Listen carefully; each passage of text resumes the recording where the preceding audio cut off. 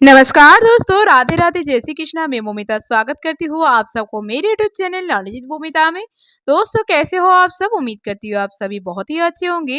दोस्तों, आज सोमवार है तो सोमवार का दिन भगवान भोलेनाथ को समर्पित होता है, ये आप सभी को पता होगा। दोस्तों, आज सोमवार के इस पावन दिन पर मैं आप सबके साथ भगवान भोलेनाथ की यानी कि सोमवार की व्रत कथा शेयर करूंगी। तो ये जानने के लिए मेरे साथ वीडियो में अंत तक जरूर बने रहेगा। आशा करती हूँ वीडियो आप सबको बहुत पसंद आएंगे। तो चलिए देर न करते हुए शुरू करते हैं आज का वीडियो। ओम नमः शिवाय नमः। देवों का देव महादेव बहुत ही भोले माने जाते हैं, इसलिए उनका एक नाम भोलेनाथ भी है। पौराणिक मान्यता के अनुसार भगवान शंकर को प्रसन्न करने के लिए किसी भी तरह की खास विशेष पूजन की आवश्यकता नहीं होती, क्योंकि कहा जाता है कि वह तो भोले हैं और भक्त की मन से की गई क्षणिक मात्र की भक्ति से ही वह प्रसन्न हो जाते हैं। अगर आप भी शिव की भक्ति और कृपा पाना चाहते हैं तो सोमवार का व्रत जरूर करें और व्रत कथा जरूर पढ़ें। इससे भोलेनाथ जल्दी प्रसन्न होते हैं। सोमवार व्रत कथा। एक बार किसी एक नगर में एक साहूकार था। उसके घर में धन की कोई कमी नहीं थी, लेकिन कोई संतान ना होने के कारण वह बहुत दुखी था। संतान प्राप्ति के लिए वह हर सोमवार का व्रत रखता था और पूरी श्रद्धा के साथ शिव मंदिर जाकर भगवान शिव और माता पार्वती की पूजा करता था। उसकी भक्ति देखकर एक दिन माँ पार्वती प्रसन्न होकर भगवान शिव से साहूकार की मनोकामना पूर्ण करने का निवेदन किया। पार्वती जी के आग्रह पर भगवान शिव ने कहा कि हे पार्वती, इस संसार में हर प्राणी को उसके कर्मों का फल मिलता है और जिसके भाग्य में जो हो उसे भोगना ही पड़ता है। लेकिन पार्वती जी ने साहूकार की भक्ति देखकर उसकी मनोकामना पूर्ण करने की इच्छा व्यक्त की।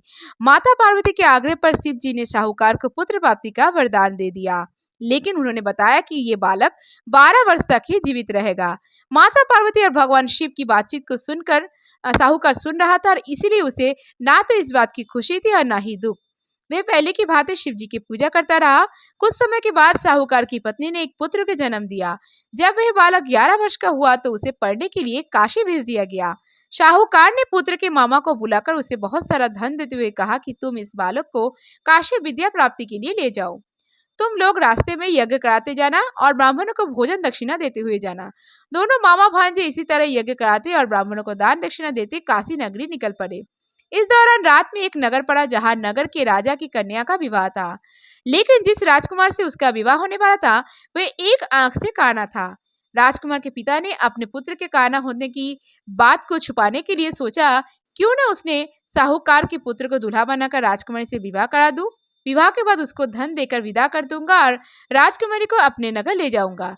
लड़के को दूल्हे की वस्त्र को पहनाकर राजकुमारी से विवाह करा दिया गया और साहूकार का पुत्र ईमानदार था, उसे ये बात सही नहीं लगी, इसलिए उसने अवसर पाकर राजकुमार के दुपट्टे पर लिखा कि तुम्हारा विवाह तो मेरे साथ हुआ है, लेकिन जिस राजकुमार के संग तुम्हें भेजा जाएगा वह एक आंख से काना है। मैं तो काशी पढ़ने जा रहा हूँ। जब राजकुमारी चुन्नी पर लिखी बातें पढ़ी तो उसने अपने माता पिता को ये बात बताई। राजा ने अपनी पुत्री को विदा नहीं किया, फिर बारात वापस चली गई। दूसरी ओर साहूकार का लड़का और उसका मामा काशी पहुंचे और वहां जाकर उन्होंने यज्ञ किया। जिस दिन लड़का 12 साल का हुआ उस दिन भी यज्ञ का आयोजन था। लड़के ने अपने मामा से कहा कि मेरी तबीयत कुछ ठीक नहीं है। मामा ने कहा कि तुम अंदर जाकर आराम कर लो। शिव जी के वरदान अनुसार कुछ ही देर में उस बालक के प्राण निकल गए। मृत भांजे को देख उसके मामा ने विलाप करना शुरू किया और संयोग बस उसी समय शिव जी और माता पार्वती उधर से जा रहे थे। माता पार्वती ने भोलेनाथ से कहा, स्वामी, मुझे इसके रोने का स्वर सहन नहीं हो रहा, आप इस व्यक्ति के कष्ट को अवश्य दूर करें।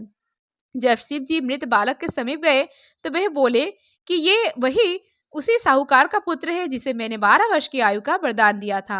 अब इसकी आयु पूरी हो चुकी है, लेकिन मातृभाव से विभोर माता पार्वती ने कहा कि हे महादेव, आप इस बालक को और आयु देने की कृपा करें, अन्यथा इसके वियोग में इसके माता पिता भी तड़प तड़प कर मर जाएंगे। माता पार्वती के पुनः आग्रह पर भगवान शिव ने उस लड़के को जीवित होने का वरदान दिया। शिव जी की कृपा से वह लड़का जीवित हो गया और शिक्षा पूरी करके लड़का मामा के साथ अपने नगर की ओर वापस चल दिया। दोनों चलते हुए उसी नगर में पहुंचे जहां उसका विवाह हुआ था। उस नगर में भी उन्होंने यज्ञ का आयोजन किया और उस लड़के के ससुर ने उसे पहचान लिया और महल में ले जाकर उसकी खातिरदारी की और अपनी पुत्री को विदा किया। और इधर साहूकार और उसकी पत्नी भूखे प्यासे रहकर बेटे की प्रतीक्षा कर रहे थे। उन्होंने प्रण कर रखा था कि यदि उन्हें अपने बेटे की मृत्यु का समाचार मिला तो वह भी प्राण त्याग देंगे, परंतु अपनी बेटी को जीवित होने का समाचार पाकर वह बेहद प्रसन्न हुए। उसी रात भगवान शिव ने शाहूकार के सपने में आकर कहा, हे सृष्टि, मैंने तेरे सोमवार के व्रत करने और व्रत कथा सुनने से प्रसन्न होकर तेरे पुत्र को लंबी आयु प्रदान की है। इसी प्रकार जो कोई सोमवार का व्रत करता है या कथा सुनता और पढ़ता है, उसके सभी दुख कष्ट दूर होते हैं और सभी मनोकामनाएं पूर्ण होती है। राधे राधे, जय श्री कृष्णा। आज सोमवार की व्रत कथा समाप्त हुआ। तो दोस्तों, कैसी लगी आप सबको आज की ये वीडियो, मुझे कमेंट करके जरूर बताइएगा। वीडियो अगर अच्छी लगी हो तो वीडियो को ज्यादा से ज्यादा लाइक और शेयर जरूर कीजिएगा। ऐसे और वीडियोस पाने के लिए मेरे चैनल नॉलेज मोमिता को जरूर सब्सक्राइब कीजिएगा। सब्सक्राइब के बगल में बेल आइकन दबाना मत भूलिएगा ताकि नए नए वीडियो की नोटिफिकेशन जैसे मिल जाए। कमेंट में जय भोलेनाथ, जय माता पार्वती लिखना मत भूलिएगा। आप मुझे फेसबुक और इंस्टाग्राम फॉलो कर सकते हैं। मेरे Facebook Instagram link description box में दे दिया गया है, आप चाहे तो चेक कर सकते हैं। आज के लिए इतना ही, मैं मिलूंगी नेक्स्ट वीडियो में। तब तक के लिए tata bye, thanks for watching. Radhe Radhe, जय श्री कृष्णा।